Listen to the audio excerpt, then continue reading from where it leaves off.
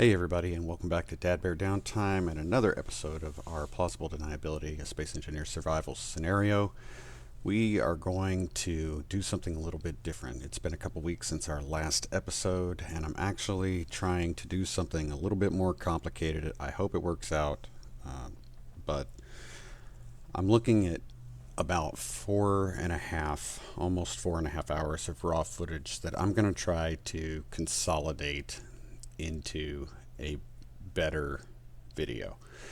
And to do that, I'm going to try to break down some of the things that happened off camera, because at the time that I was filming this, I was doing a lot more work off camera, and I'm really getting away from doing that sort of stuff. I've really enjoyed the way our OneDayAtATime system has worked, and that's the way I want to go.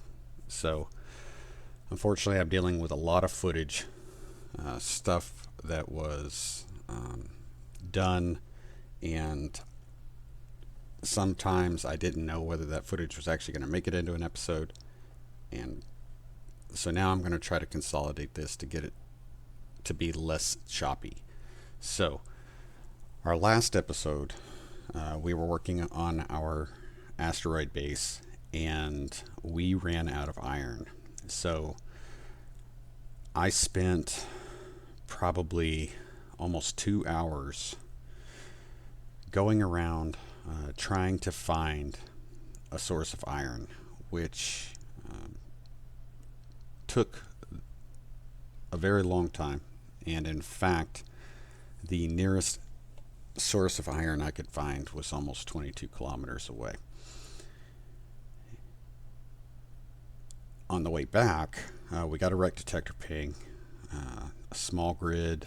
It looks like it was a fighter of some kind, but I decided to bring it back just because I thought it would make an excellent platform for a tug. Since we're going to be salvaging ships that we capture and that kind of stuff, we're going to need to move things around, and I thought that platform was going to be a great starting point to do that. So real quick, I'll show you a little bit of the footage that we had as I described that. This thing's actually a fighter of some kind, but it's got a full small grid hydrogen tank. Got these two large cargo containers. It's got all these hydrogen thrusters. It has some guns on it. Down here, some fireworks and a gallon gun. Anyway, decided to bring this back because I think what I'm going to do with this is I'm going to make this a tug. Because as we collect wrecks and salvage and that kind of stuff, we're going to need to move it around. And I think this would make an excellent platform to do that. And with the right thrust configuration on it, we'll be able to move big stuff without any issues. So, that was my plan. We can get rid of these atmospherics, and we can use, swap out these small hydros for large hydros. So, anyway, that'll move our wrecks around. Alright, so the next thing I had to deal with was the fact that while our small grid miner is an extremely capable miner, it is not really built to do any kind of long-range automated mining job. And 22 or 21.5 kilometers is a long way to try to set up an automated mining job, and the payoff just wasn't going to be enough. The capacity of the small grid miner just wasn't really going to be worth trying to send it out by itself. So what I decided to do was use our commercial freighter, which we had recently captured, which has 6 large cargo containers, as like a mothership. And we hooked the miner up to that. We flew out with the commercial freighter to the iron deposit, set it up as a station, and then began our mining job with the small grid miner to bring back iron, and that definitely worked out much better than trying to do anything else. Of course, while we're doing all this traveling, we're also getting new contacts. We're also getting new reg detector pings. So while I was out there, we did have two that I can think of right off the top of my head that came up. A mushroom base. I think that might have been an encounter, a random encounter. We have another civilian signal that's out that direction.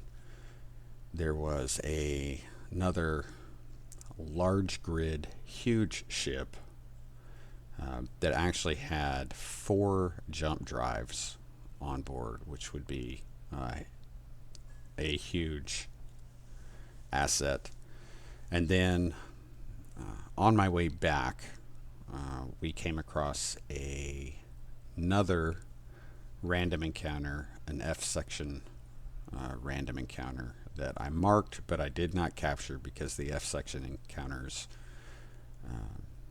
have some particular events programmed into them to take place, and I didn't want to try to deal with that at the time. So while I was also out there, we had a Red Wrangler pop up, which is an assertive ship that I have never been able to capture before.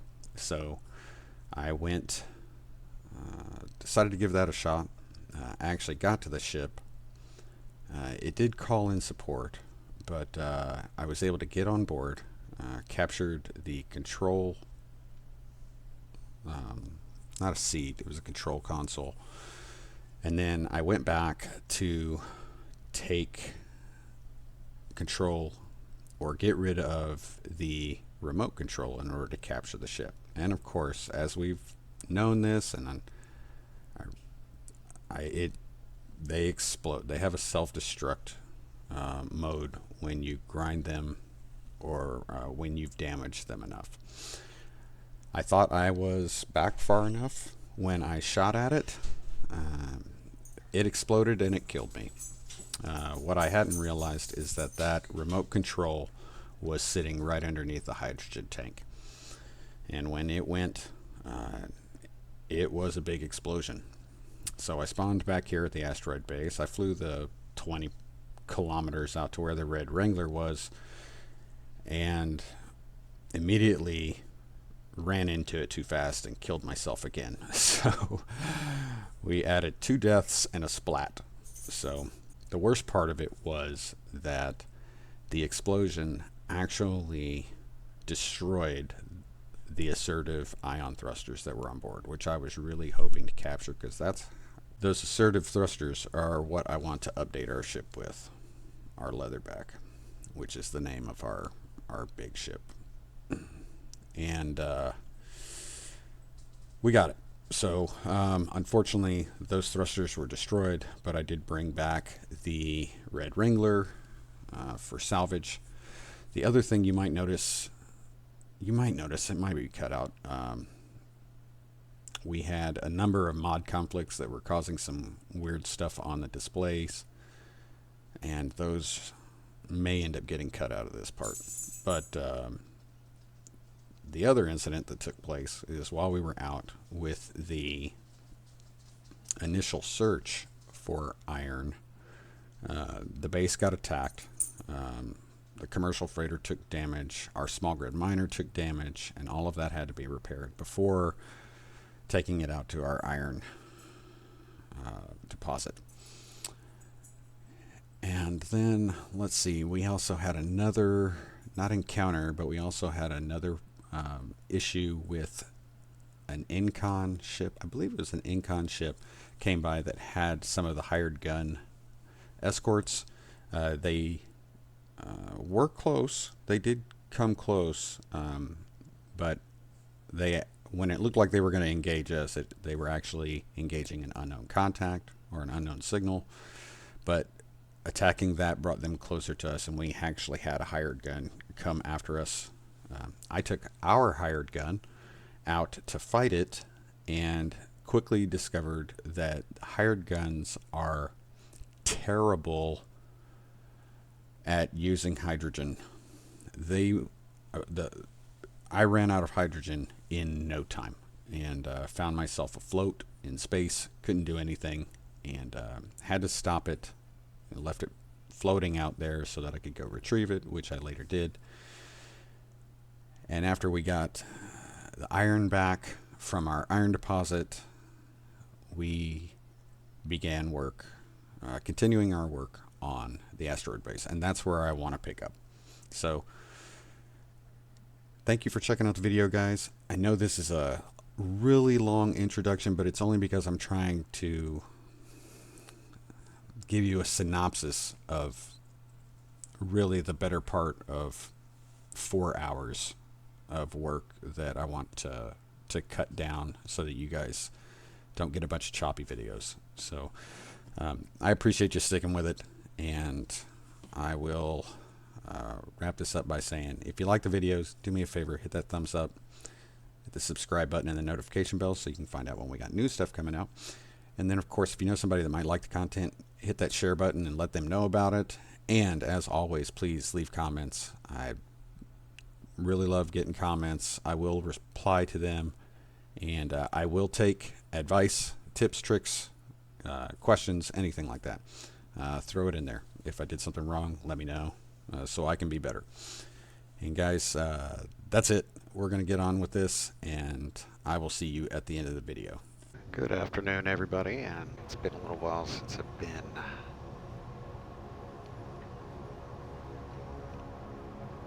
able to jump on. So I kind of need to get myself reoriented with what is going on. So take a look real quick.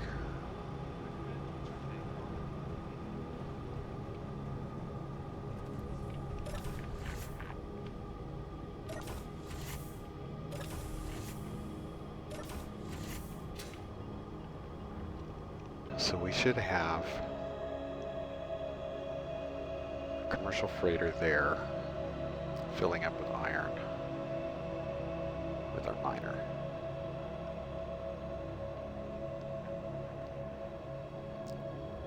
Which means we've got, I don't know how much iron we've managed to pull.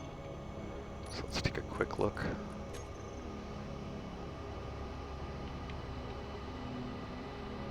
We have 83,000, okay. That should be good. Alright, and we are still working this area back here.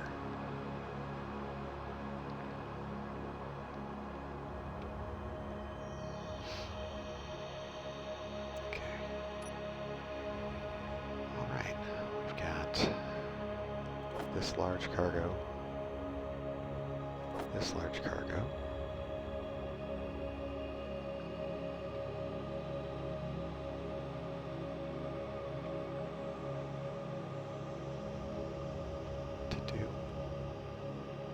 Let's go ahead and get those parts done.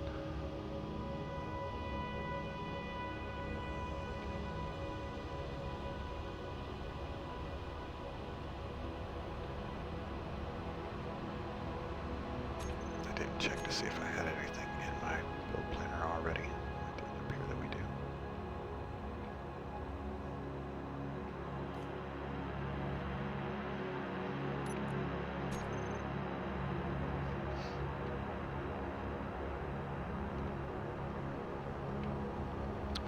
Be at this location for a while because we've got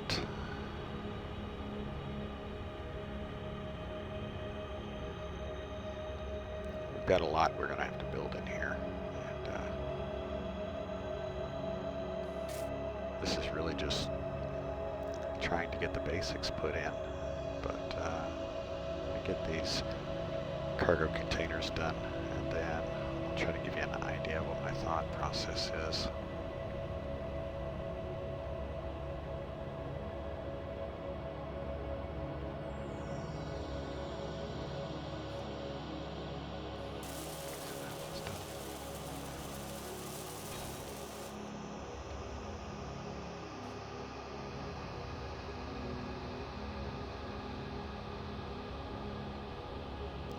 work on that little tug there. That's going to be our mover.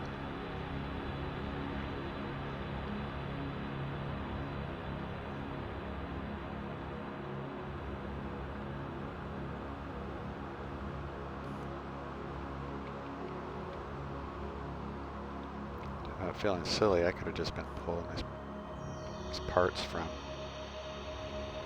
all this right here. Doing all that flying back and forth for no reason. Crazy. Okay.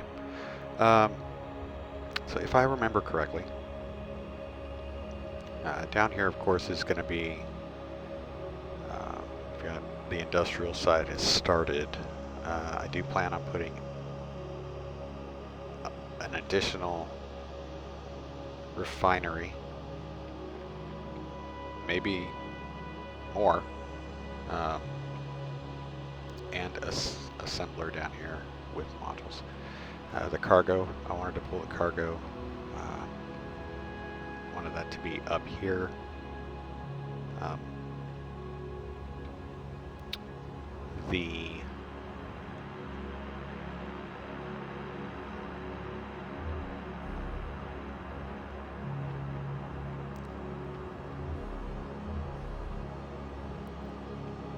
I would like to place the hydrogen tanks and collection this right up here. That way, if anything should happen, if we had the hired guns shooting and firing at the asteroid, trying to get to the stuff inside, and they did damage some of the voxels. If some sort of damage takes place that compromises hydrogen tanks, I want them to be away from the rest of the key infrastructure. So my plan is to put the hydrogen tanks up here, far away from the rest. Over in this section is where I plan to put the reactors for power.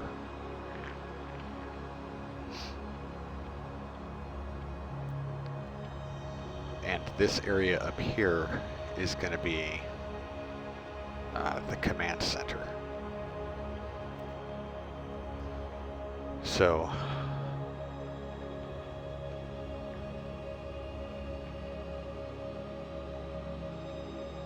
everything will be kind of separated, and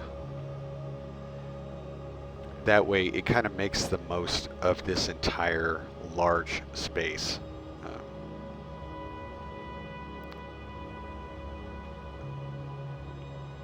I plan on, since we have ice right here, I plan on running a drill rig up here to collect this ice, to bring it down, and then we'll have piping to, of course, an O2H2 generator. I'm going to call it a field, but it'll be a large processing capability. This and this space down here, I tend to fill this with, I'm going to call it aesthetic building, but basically what I want the space to look like.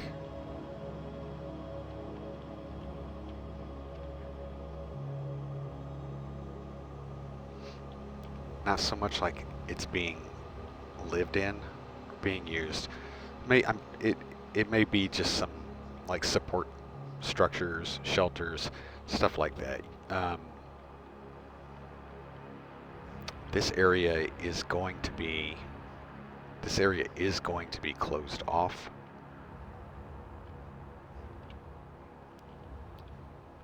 as this area will be the main part of what we're calling the station. So this side over here, this is going to be a hangar, concealed kind of hangar, and I think this is where I'd probably be looking to deploy the Boll Weevil from. So we are going to be running power again to collect sunlight. Going to be running and creating a solar array that will exit the asteroid at this spot here. So, and that's where we will pull solar power to keep batteries and such charged. So that's kind of what I'm looking at doing in here. I do need to get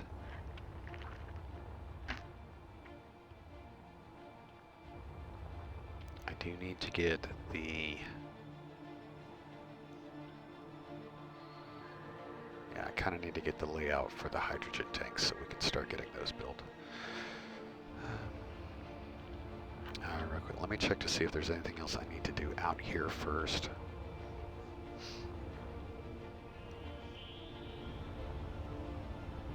What do we got?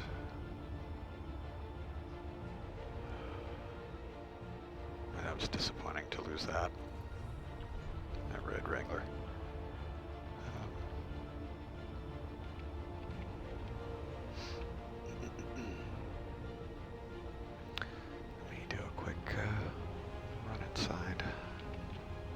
Charged up.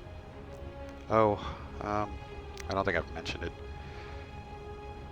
I have decided on a name for our ship.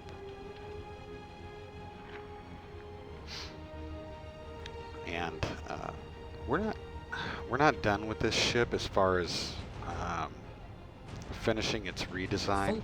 We do have we are going to have hangar-like facilities on either side, and this, of course, this connector will not be here permanently. But this, I've said the name that I like for this right now is Leatherback, and that is based off the leatherback sea turtle. Kind of resembles. So that's what I'm thinking. It's a leatherback sea turtle. Need to check on our mining real quick.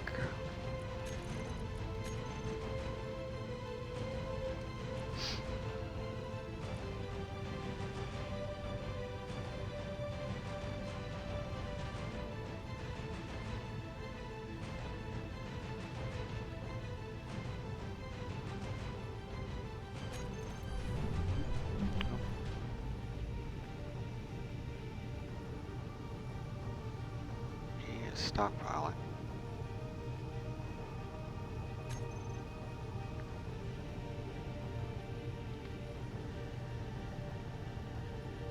We are there.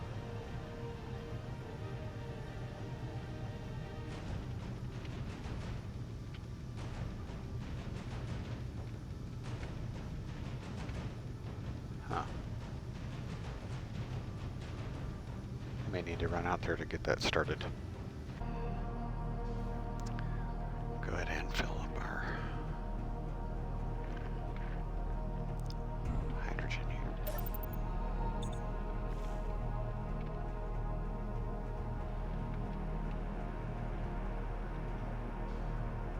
Make sure I've got that door shut. I do. Okay. Let's we're gonna need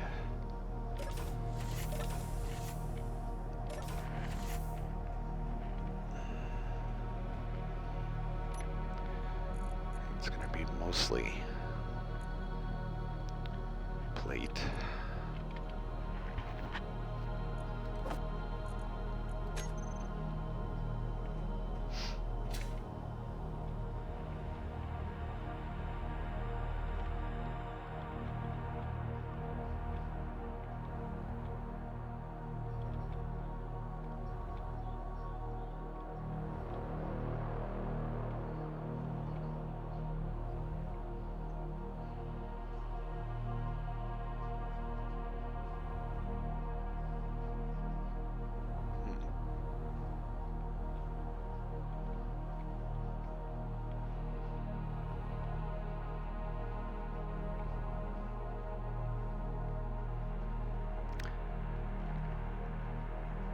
Just realized I don't know if this ice deposit goes all the way through to the exterior surface of the asteroid. I mean to check that because that may limit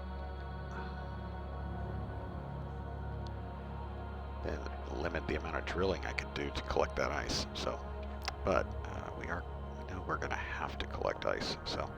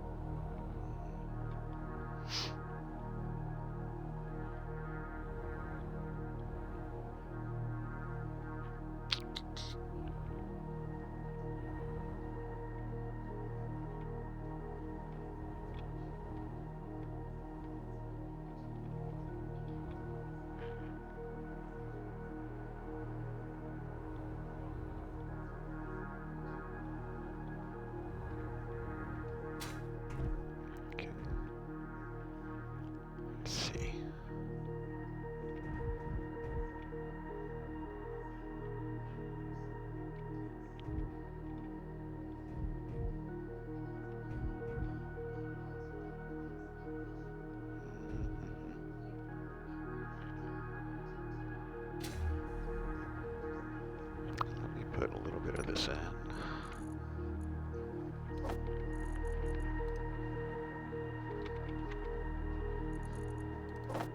$60. That should be able to get me where I need to.